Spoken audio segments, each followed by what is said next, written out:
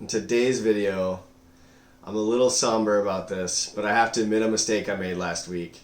I'm here to bear witness in front of all of you and correct my wrong.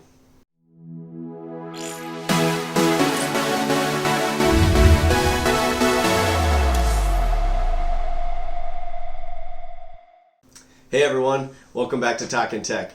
If you're new around here, my name is Tony, and this channel is here to provide tech tips, tech reviews, and tech news. If you watched my video last week, you know that I had bought an Nvidia Shield TV Gaming Edition, and I was pretty excited about it. Once I got it home, I was less than impressed. I mean, I thought the interface was good, but it didn't have apps for Hulu Live TV, it didn't have my DirecTV Now, and I just didn't really see the value in the gaming portion of it. I'm here to tell you that I've reevaluated my decision after using it a little bit more and thinking about how it fits into my life and how it might be able to fit into yours. Now, a little background story here. I have a lake cabin about an hour from here. It's not large, and I like to have some party games and things like that around the cabin just in case it's raining, just kind of tired at the end of the night and just want to shut it down. We can all sit in the living room and play some games. One of the things that I play is I have a GameCube with a Game Boy Advance player, and I love playing Super Mario 3, I have Donkey Kong Country, and then I have Mario Kart Double Dash for GameCube.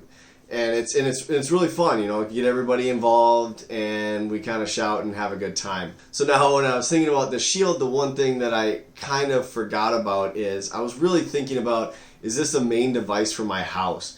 And at the end of the day, it's really not, because if I'm going to game at my house, I'm going to game on my Xbox, probably my PC, something a little bit more advanced than the Shield TV. However, when I'm thinking about it at my lake cabin, there are a lot of benefits to it, and I think it can find a place in my home, and I think it belongs in a lot of people's homes as well.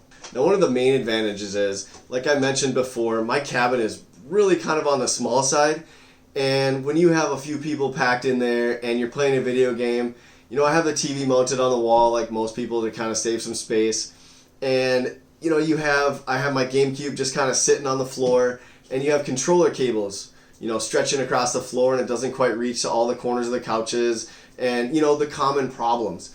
Now, one of the benefits is this has wireless controllers. So that would be beneficial. Now, yes, I can cover that with a game console, say an Xbox, something like that.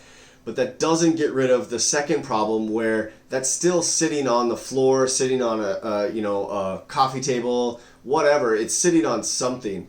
With the Shield TV, I would feel comfortable mounting that to the back of the TV somehow, whether it's a Velcro strap, something like that, or building some little shelf that goes behind the TV mount. And you could basically get rid of it. Now, the other really nice thing is, at some point I am going to have the ability to work from home. And in the summer here, I live up in the north in Minnesota, and our summers are really short. So if you only spend weekends there, it's almost not worth it to go there. I mean, you get 12, maybe 16 weekends a summer, and that's if they're nice weather. So if you don't get to go every weekend, it's really nice when you can go, during the week. It makes the summer last a lot longer. So one of the things that would be beneficial is if I ever get internet, which will be probably soon, I don't have that right now, and I don't mind it, but at some point, if I'm going to work from there, I'm going to need to get internet.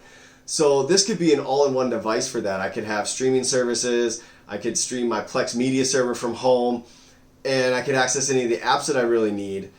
And I just feel like it kind of covers all those bases for me, and it's really great. And now, kind of covering back to the first thing I touched on, was playing games with my friends at the lake. The big thing that I overlooked with the Shield was retro gaming. I had never set up RetroArch, and I went ahead and set that up and downloaded a bunch of NES games, SNES games, Game Boy games even. After downloading those games, I ended up playing a game for like 3.5, 4 hours one night that I had to work. So I stayed up late playing a retro game, that I've played before on emulators on my PC and things like that. And I know you can download it on a lot of the new consoles.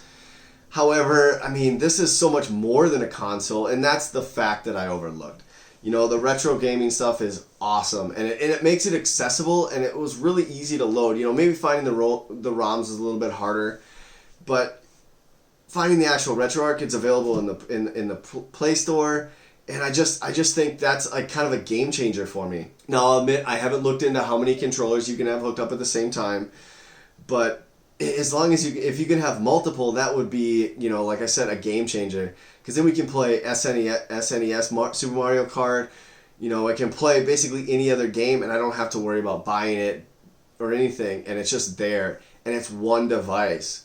And I just think the merit is there, and I just overlooked that last week. So I hope you guys accept my sincere apology and reconsider what I said last week about the Nvidia Shield TV. I think it's a great device.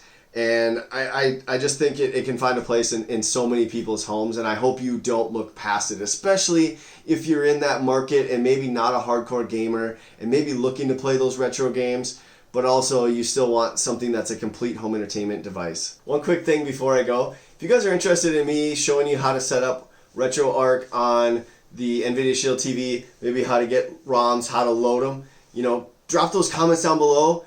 And I'll definitely make a video if I get enough comments requesting it. I think it's important, and so I'd like to share it with you, but I only want to do it if people are going to find it useful, because I know I'm sure there's other people out there that have already done it. I did find a good place for ROMs, so if you're looking for that, I can also share that as well. Anyway, that's all I had today. I just wanted to repent that, and yeah, so I hope you liked it, and I hope you found it informational. If you did, definitely smash that like button, and if you haven't subscribed before, please do so now, as I'll have weekly updates. Thanks for watching. Have yourself a great day.